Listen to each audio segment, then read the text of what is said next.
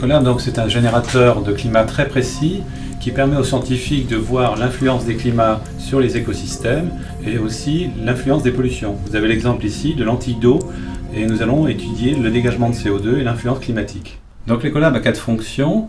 La première, il est générateur de climat aérien.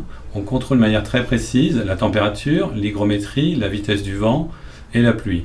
Il est complété d'un générateur gazeux où là on va contrôler de manière très précise l'oxygène, le méthane et le gaz carbonique.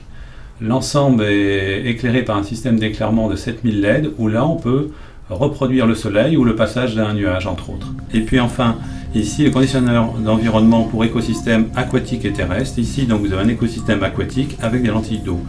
Donc ça va permettre aux chercheurs de prédire des solutions par rapport à des pollutions. Donc l'écolab est la réponse à une demande très précise du CNRS que Bruno va vous expliquer.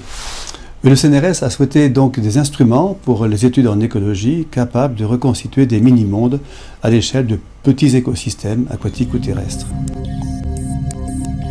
La grande richesse de l'écolab, c'est de pouvoir générer des climats en accéléré, c'est-à-dire de pouvoir tester l'impact d'un climat sur un temps beaucoup plus court qu'une année, par exemple, ça peut être 3 mois, 1 mois, pour voir effectivement comment l'écosystème va réagir à des variations brutales de l'environnement.